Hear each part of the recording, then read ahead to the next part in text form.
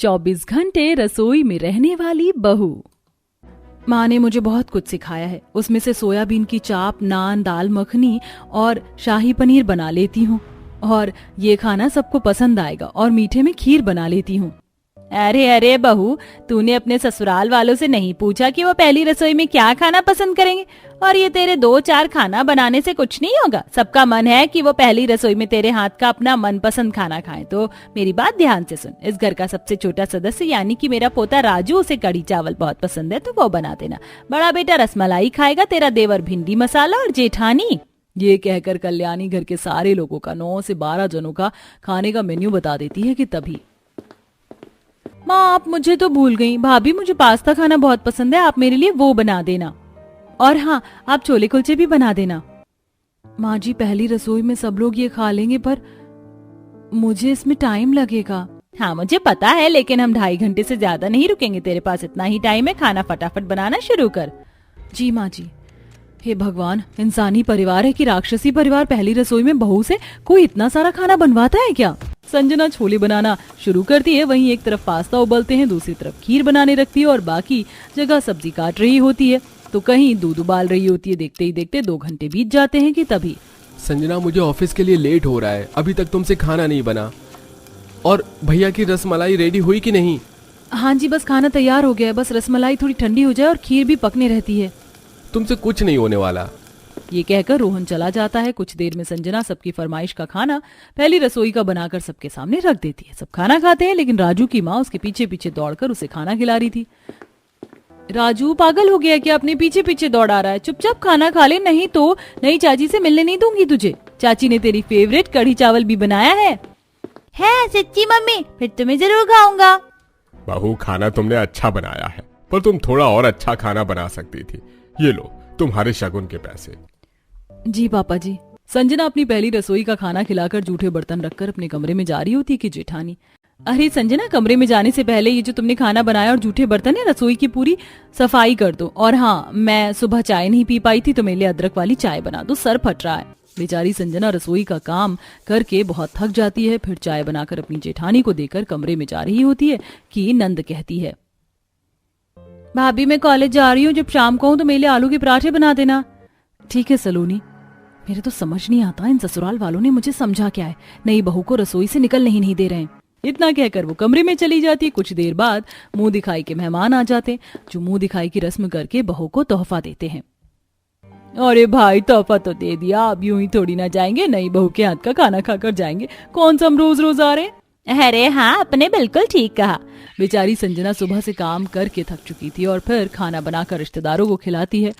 वह जाते हैं तो दूसरे रिश्तेदार आ जाते हैं और इस तरह बहू 24 घंटे रसोई में पूरे दिन खाना ही बनाती रहती है। हफ्ता भर गुजर जाता है। ससुराल वाले आधी रात में बहू को उठकर खाना बनवाते थे, जिससे कभी कभी वो रसोई में ही सो जाया करती थी। सुबह नंद रसोई में आती है। अरे भाभी, आप यहाँ क्यों सो रही हो? अब रसोई में हो तो मेरे ब्लैक कॉफी बना दो। हाँ सलोनी, अभी बनाती हूँ। धीरे धीरे बहू को एहसास हो जाता है कि उसके ससुराल वाले एक नंबर के भुक्कड़ इंसान है, तो वह सबके लिए ज्यादा खाना बना देती है। मुझे बहुत गुस्सा आ रहा है अपने ससुराल वालों पर। आज उनके लिए एक बार में ही खाना बना दूंगी। पता नहीं क्या खाना बनाने का नाटक लगा रखा है। कभी ये चाहिए बहू, कभी वो चाहिए, कभी कुछ तो कभी कुछ। अब तो मुझे 24 घंटे रसोई में काम करना पड़ता है। कुसुम, कुसुम तुम रसोई में हो ना? अरे संजना, तुम देखो, मुझे बहुत भूख लग रही है। शायद वो बाजार गई है, तुम ही दाल मखनी और नान बना दो। जेठ जी, आपको भूख लग रही है तो मैंने आज दम आलू की सब्जी और पूरी बनाई है, वो ले आती हूँ। नहीं, मेरा ये खाने का मन ही नहीं है। संजना जेठ की बात टाल नहीं सकती थी और उसे फिर से खाना बनाना पड़ता। और सब लोग जब खाना खा लेते हैं तो कुछ देर बाद ससुर को फिर भूख लगती है। ये क्या है बहू, तुम वहीं क्यों खाना उठा कर ले आई हो? पापा जी, सबको भूख ज्यादा लगती है, इसलिए एक ही बार में बना दिया था मैंने। बहू, आज बता रहा हूँ, ठीक से सुन लो। जो खाना एक बार बन जाता है वो 2 घंटे तो क्या, आधे घंटे या 10 मिनट के बाद भी खाया नहीं जाता। हमें कुछ ना कुछ नया खाने की आदत है। जी पापा जी, मैं अभी खिचड़ी बना देती हूँ। भाभी, खिचड़ी कौन खाता है? घर में कोई बीमार थोड़े है। ऐसा करो, आप टिक्की बना लो, है ना पापा? हाँ बेटा। ये सुनकर बहू टिक्की बनाने लगती है। दिमाग खराब हो गया। 24 घंटे रसोई में खड़ा करके रखते हैं। कभी रात को दूध चाहिए पति को, कभी घर वालों को खाना खाना है, कभी ससुर को। मैं ठीक से सो भी नहीं पाती। संजना टिक्की बनाकर भी घर वालों को दे देती है। ऐसे ही वह 24 घंटे रसोई में ही रहती है और घर का बाकी का काम भी करती है। इसी बीच वह गर्भवती हो जाती है और ठीक 9 महीने बाद अपने बेटे को जन्म देती है। नवजात शिशु को माँ की बहुत जरूरत होती है, लेकिन 2-3 हफ्ते की रिकवरी के बाद ही ससुराल वाले बहू को फिर से रसोई में खदेड़ देते हैं। अरे संजना, मेरे ऑफिस के 2 दोस्त आए हैं, जरा सबके लिए दम बिरयानी बना दो। जी अभी मुन्ना को नहलाना है। तभी संजना का बेटा रोने लगता है, जिसे संजना संभालती है। अले अले अले मम्मा के प्यारे बच्चे, चुप हो जा, मम्मा यही है। संजना अपने बेटे को चुप करवाकर जेठानी या सास को देती है तो वह दोनों मना कर देते हैं। नंद घर पर होती नहीं है। फिर वो रसोई में अपने बेटे को पालने में झूला झुलाते झुलाते सब्जी काटने लगती है। क्या बनाऊं समझ नहीं आ रहा। अरे हाँ, सुबह पुलाव बनाए थे, जल्दी से फ्राइड राइस बना देती हूँ। अले अले मेरा राजा बेटा, ऊपर देख पंखा चल रहा है ना। संजना अपने बेटे से खाना बनाते बनाते बात करने लगती है। अपनी माँ को देख बेटा पालने में ही मुस्कुराने लगता है। वहीं फ्राइड राइस बनाने में उसका हाथ भी जल जाता है और बनाने के बाद वह पति के दोस्तों को भी दे आती है। तभी नंद घर आ जाती है। भाभी मेरे दोस्त आए हैं, कुछ बना देना। और मेरा हाथ भी जल गया, मैं अकेले क्या क्या संभालूं। नहीं भाभी, ये लोग बाहर का नहीं खाएंगे। बना देना बहू, नाटक क्यों कर रही है? तू तो ऐसे कर रही है जैसे मैंने और कुसुम बहू ने बच्चे ही ना पाले हों। वही तो माँ जी। मजबूरन संजना अपने बच्चे को दूध नहीं पिला पाती। उसका बच्चा रोने लगता है, लेकिन ससुराल वालों की फरमाइश को पूरा करने में वो लग जाती है। इतने में पति रसोई में आकर उस पर चिल्लाने लगता है। संजना क्या है ये सब? तुम्हें दम बिरयानी बोला, तुमने मना कर दिया। कम से कम कुछ अच्छा तो बना देती। आज लंच में व्हाइट राइस और कढ़ी ले गया था, तुमने इस व्हाइट राइस से फ्राइड राइस बनाकर मुझे दे दिए। मेरे दोस्त क्या बोलेंगे, मेरी वाइफ कितनी आलसी है। अरे मेरी कोई सेल्फ रिस्पेक्ट है या नहीं, ये बता दो। जी आपने ही मुझे कुछ भी बनाने को कहा था तो मैं। ओ जस्ट शट अप। बच्चों की आड़ में अब तुम ढंग से काम नहीं करती हो, ना मेरे घर वालों को खिलाती हो। रोहन आपको पता नहीं है, लेकिन अब रात भर मैं ढंग से सो नहीं पाती। कभी मुन्ने को देखती हूँ, कभी घर को देखती हूँ। आप खुद बताओ, 24 घंटे ऑफिस का काम कर सकते हो कि नहीं? लेकिन मैं 24 घंटे रसोई में रहती हूँ। अपने कमरे की शक्ल भी नहीं देख पाती मैं अब। आपको मुझे समझना चाहिए, पर आप मुझ पर बिल्कुल ध्यान नहीं देते। बस करो अपने मगरमच्छ के आंसू बहाना, मुझे मत दिखाओ। और कोई तुम्हें 24 घंटे रसोई में खड़ा नहीं रखता। ये कहकर रोहन चला जाता। संजना रोती रहती है। उससे ससुराल वालों की 24 घंटे की जी हजूरी नहीं हो रही थी। रात में वो थोड़ा सोती है कि उसका बेटा जगा देता है। बेटे को दूध पिलाने के लिए वो रसोई से दूध लेने जाती है। इतने में देवर मैगी कॉफी की डिमांड कर देता है। ना चाहते हुए भी संजना को अपना बच्चा छोड़कर उसके लिए मैगी कॉफी बनानी पड़ती है। बेचारी संजना की नींद पूरी नहीं हो पाती। अगली सुबह सास खाने के पीछे उसे सुनाने लगती है तो गुस्से से संजना चाय का कप तोड़ देती है। बस कीजिए माँ जी, मैं भी इंसान हूँ, कोई रोबोट मशीन नहीं हूँ। वो भी 24 घंटे काम करके टूट जाता है, लेकिन मैं नहीं टूटी।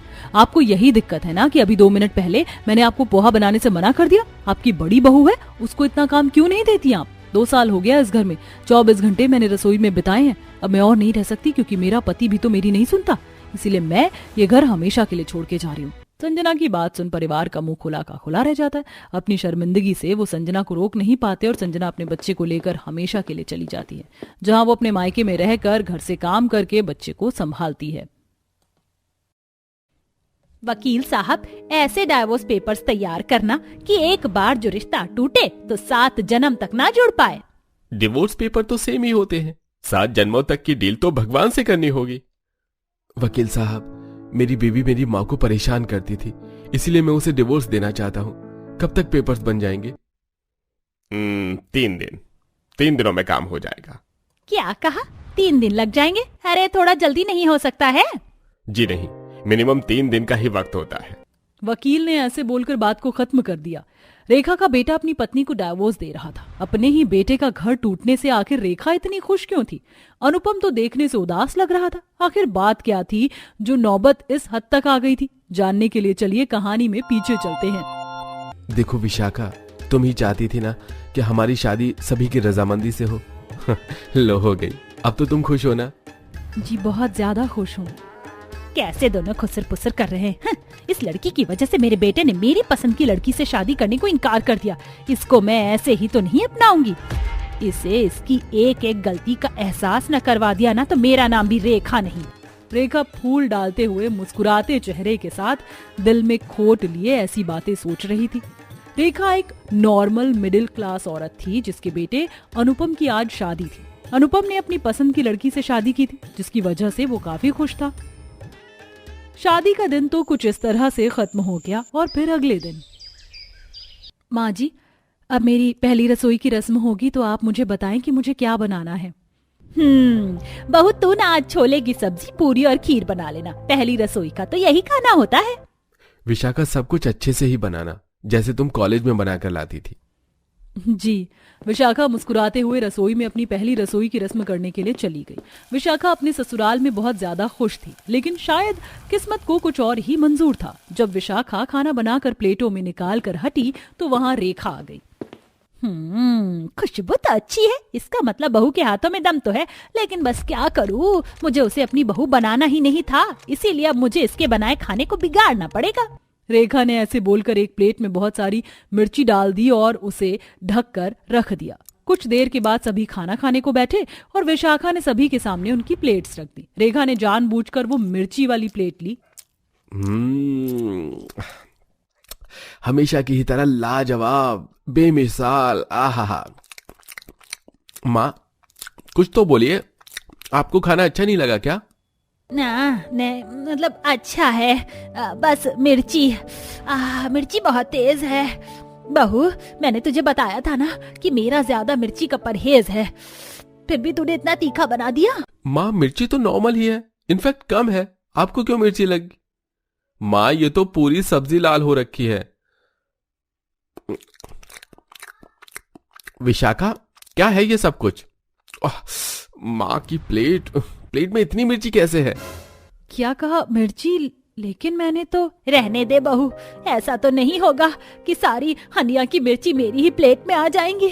लेकिन वैसे क्या ही कहूँ, आगे से ना करना, मैं ऐसी सास नहीं हूँ जो घर में पॉलिटिक्स खेलूं।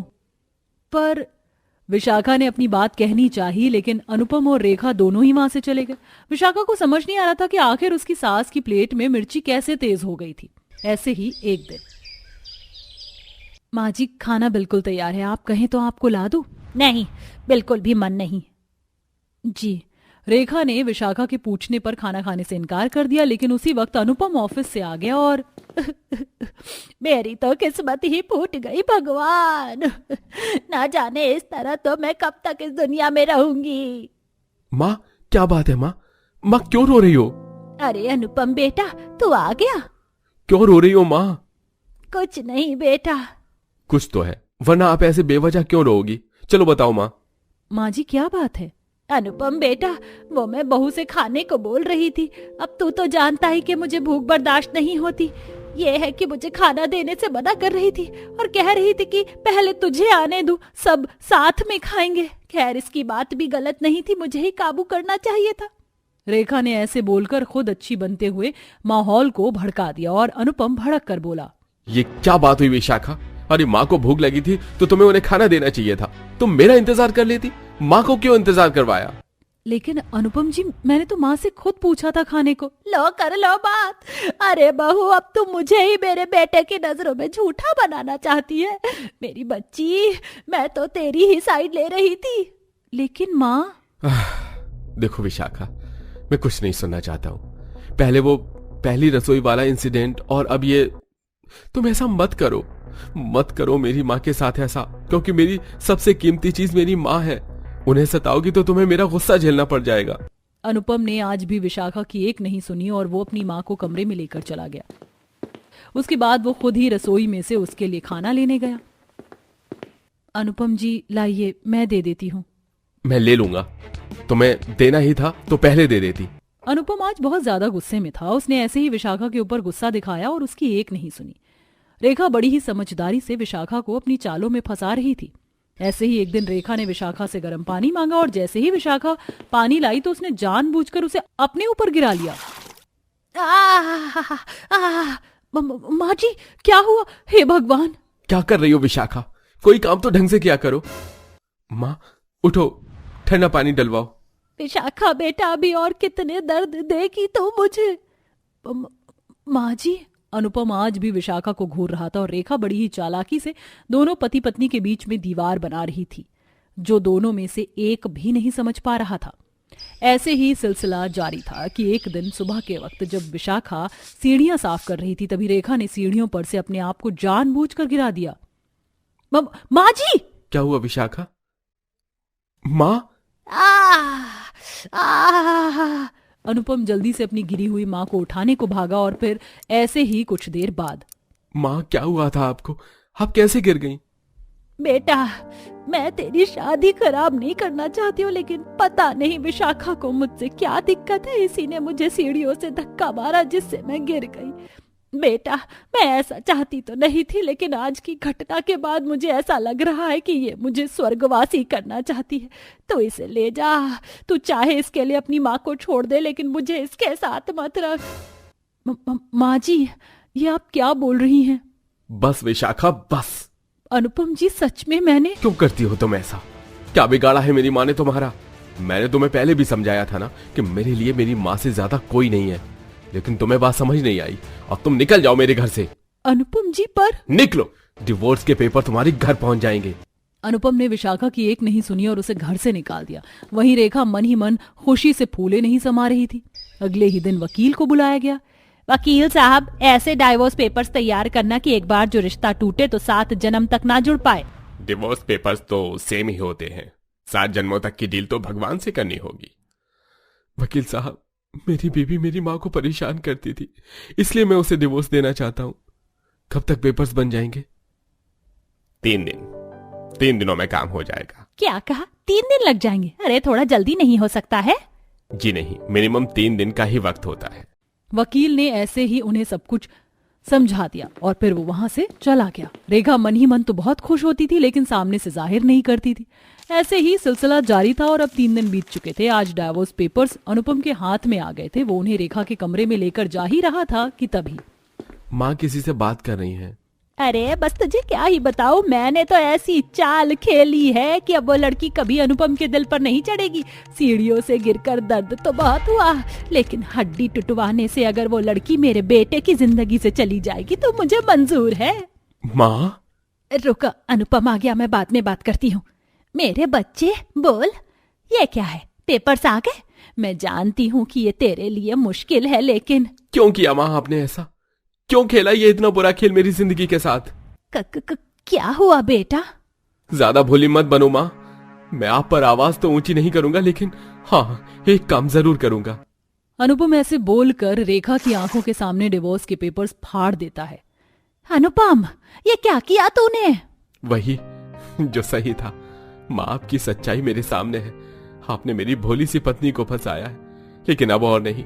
मैं जा रहा हूँ विशाखा को लेने। पहले मैं उसे समझाता था, अब आपको समझाऊंगा। मेरे लिए विशाखा भी एक बड़ी जिम्मेदारी है, और अगर अब आपने कुछ भी किया तो मुझसे बुरा कोई नहीं होगा। अनुपम की बात सुनकर रेखा बस जमी हुई सी रह गई। अनुपम विशाखा को उसके मायके से लेकर आया और उसे वो सम्मान दिया जिसकी वो हकदार थी। अब पोल खुल जाने से रेखा भी सुधर गई थी और अब सब कुछ ठीक हो चुका था।